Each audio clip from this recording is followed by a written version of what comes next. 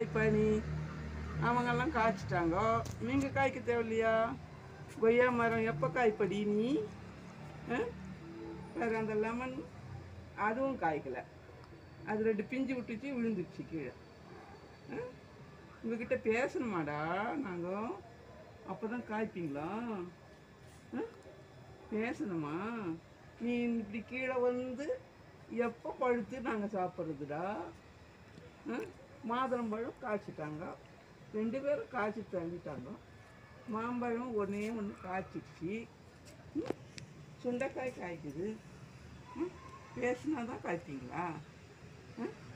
மழை வந்தால் உங்களுக்கு நல்லா இதுவாடா? உங்களுக்கு சும்மா மல்லிப்பூத்தில் இடு சண்டைமா. இப்படி பூ நல்லா விடுறியடா. நான் திட்டின பிறகு காய்ச்சியா? திட்டினாதான் உங்களுக்கு உடைக்குது. உங்களுக்கு கூட தெரியுதுடா, உயிர் இருக்குதுடா. உயிர்கள் இருக்கிற பசங்க. கொய்யாம்மா எப்படா காய்ப்ப? கொய்யாம்மா எப்படா காய்ப்ப நீ? காய்ச்சி நாங்கள் சாப்பிட்ணும். நீ சிகப்பு கொய்யா காய்ப்பியா? சின்ன மாதுளம் செடி எப்படி காய்ப்ப நீ? இன்னும் பெரிய தொட்டில் வைக்கிறேன், இரு. பெரிய தொட்டில் வைக்கிறேன். வாழை மரம் தான் காய்க்க மாட்டேன். இன்னும் பெருசா மாமரம் காய்ச்சுது.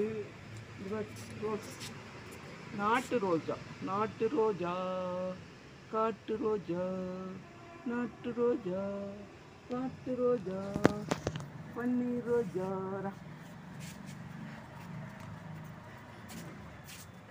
பன்னீர் ரோஜா, எல்லோ எல்லோ செம்பருத்தி, பன்னீர் ரோஸு, பன்னீர் ரோஜா, நீ காகிதப்பூவு, காகிதப்பூவு,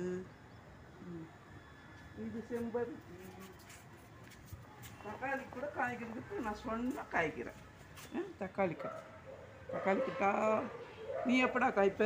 சிவா சிவா, நீ பலாமரம், நீ செம்பருத்தி, செம்பருத்தி பூவு சித்திரத்தை போல அம்பலத்தில் வாடுகிறேன், சீமத்தர போல மாமன் வரை கேட்டு மஞ்சளத்தில் ஆடுகிறேன். இதுதான் ஆப்பிள் செடி.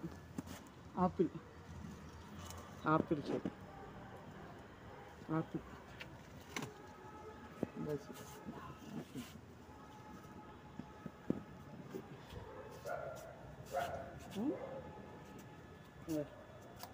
அவரை கொடி பூத்திருக்கிறது.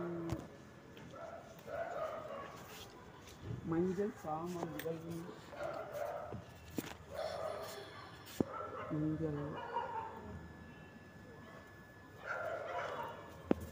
இது செம்பருத்தி, செம்பருத்தி பூ,